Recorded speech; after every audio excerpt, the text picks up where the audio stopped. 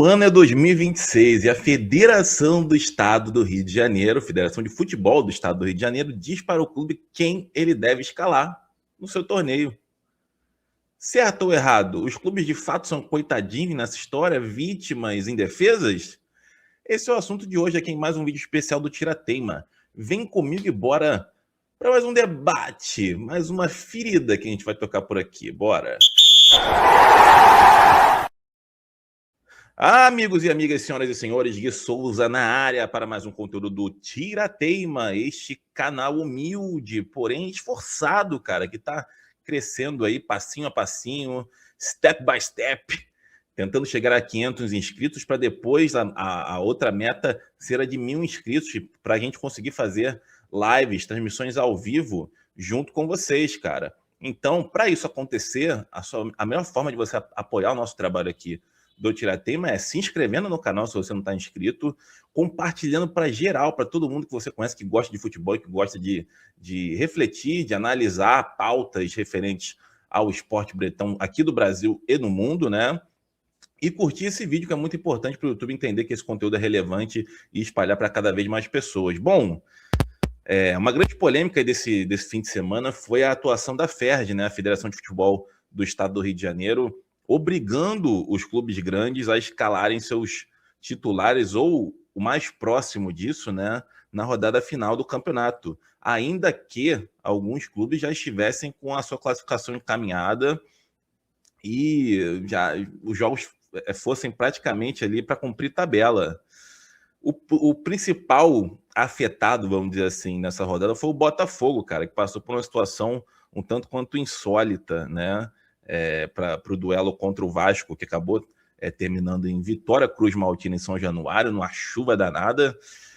Mas antes disso, cara, muito está se falando, muitas pedras estão sendo tacadas na FERJ, na federação, né?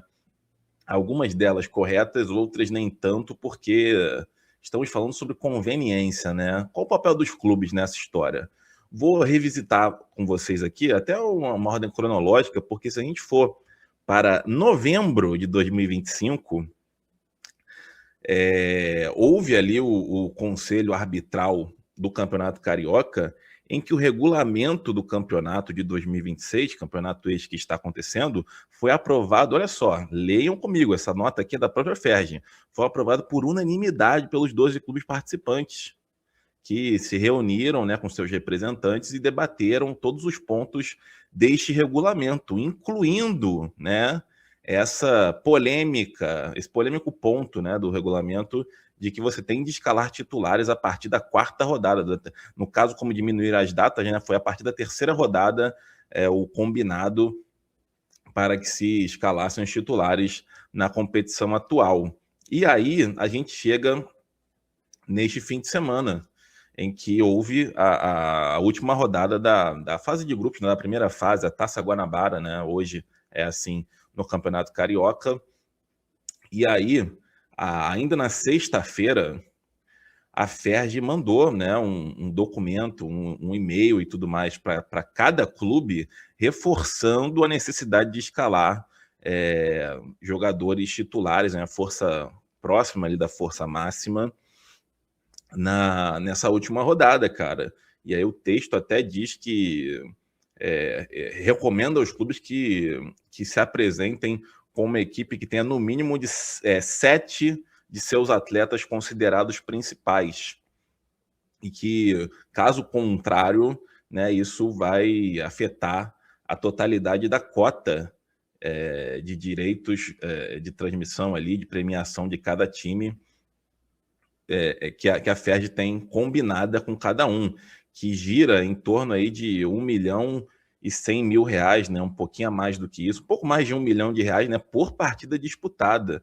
E a cada fase que você passa, esse valor vai sendo depositado para o clube. Então é um dinheirinho que, cara, tem seu valor.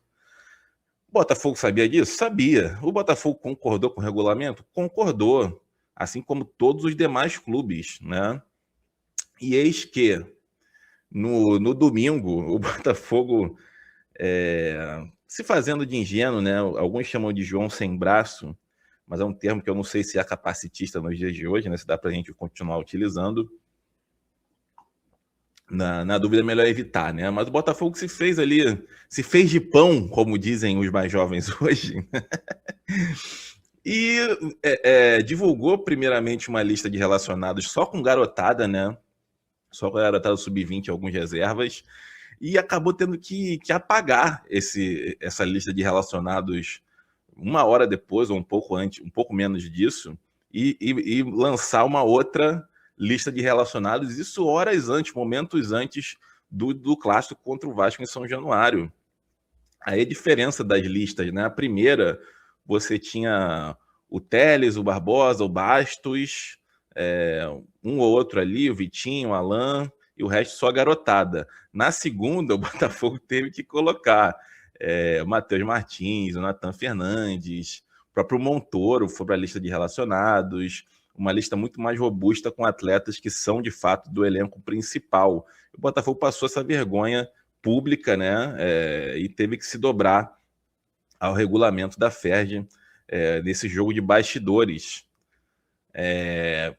Fato que, inclusive, foi levado como pergunta para o Martim Anselmo, treinador atual do Botafogo, que reclamou, né, que teve que mudar no último momento o time titular, enfim, o planejamento todo para a partida em São Januário, que, vale ressaltar, uma chuva danada, uma tempestade, o campo pesado, o jogo foi muito físico, né, o que potencializa ainda mais essa questão e afetou toda a logística aí do Anselmo, porque ele queria escalar o time e essa gestão da parte física e fisiológica dos atletas, como ele mesmo cita aqui nas aspas, né? Que tem um jogo importante com o Fluminense agora no meio de semana, quinta-feira, depois as quartas de final do Carioca com o Flamengo no domingo, e vai ter que viajar para Potosí, um jogo na altitude pela pré-Libertadores contra o Real Potosí.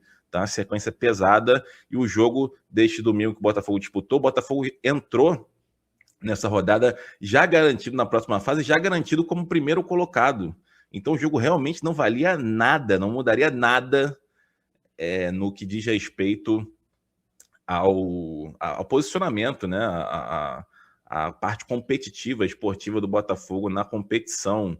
E aí tem duas coisas, né? Uma é o jogo de bastidores do Botafogo mal feito, né? De tentar pelo menos chegar num jogo de cintura ali, de fazer a coisa acontecer com a FERJ e tentar manter, tentar botar um posicionamento e não manter, e não bancar isso, né? Arregar na hora que teve de escolher entre não seguir o regulamento e entubar. Aí eu trago para vocês, cara. É novo isso? Uma federação pode obrigar seus times a escalar nos titulares e tudo mais? Olha, por mais que isso seja uma questão subjetiva, né? Quem são os titulares, afinal? Quem é a federação para definir isso? Mas existe a métrica do bom senso e do conhecimento geral, do que é conhecimento público.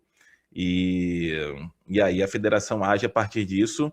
No caso da FERJ, todos os clubes concordaram com o regulamento lá em novembro, como eu mostrei aqui no início desse papo, novamente colocando na tela.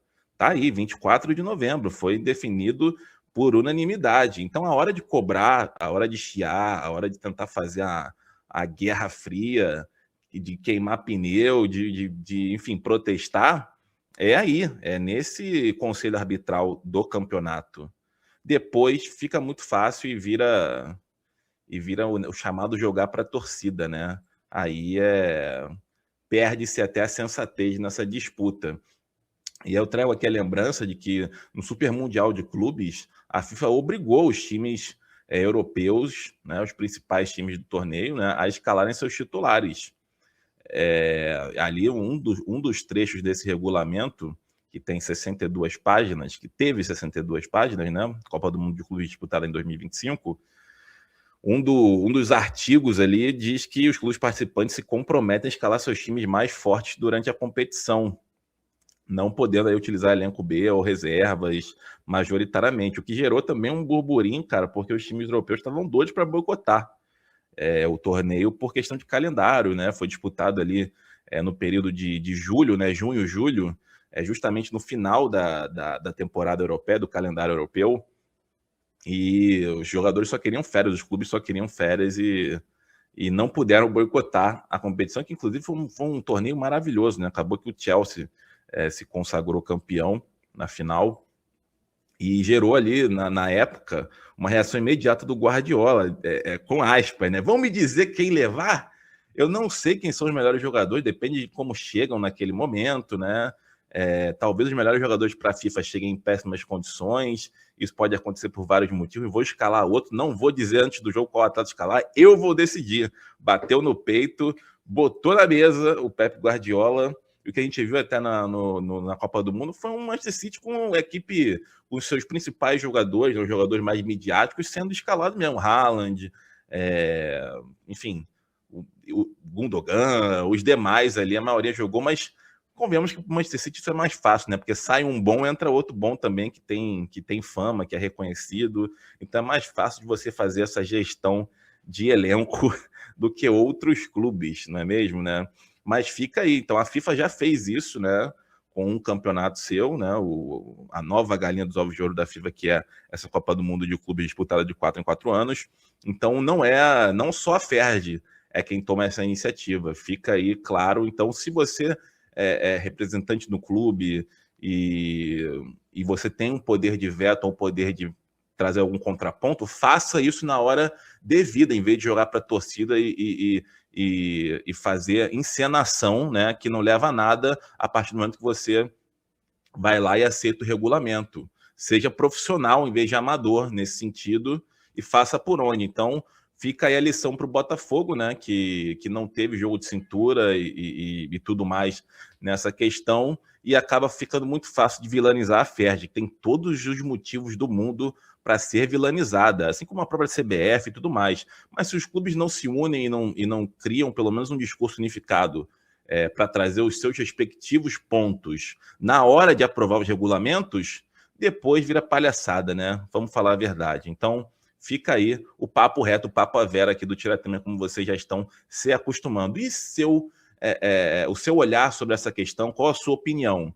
Comenta aqui no vídeo, né? Traga para a gente avaliar aqui também, comentar, debater junto. O que você acha disso tudo? Os clubes são coitadinhos? As federações merecem cada pedra que está sendo tacada? Ou tem esse outro lado da moeda também, que o regulamento está ali, é para ser cumprido. Se você discorda, faça isso no momento de gerar o regulamento, não é mesmo? Pois bem, quero saber a opinião de vocês. Se você chegou até aqui e gostou do vídeo, cara, curta, dê o like, deixa o likezinho, vai agora rapidinho, só um clique, cara, e você já ajuda muito o trabalho aqui do Tiratema. Se inscreva se você não está inscrito, ative as notificações para ficar por dentro de cada novo vídeo que entra aqui no canal e manda para geral que você conhece, que gosta de futebol, que gosta de analisar os temas de uma maneira menos superficial, para que a gente tenha cada vez mais pessoas aqui com a gente nesse projetinho que estamos construindo com muito carinho, beleza? Mais um pra conta, tamo junto. Fiquem ligados no Tiratema. Aqui o papo é a vera. Valeu!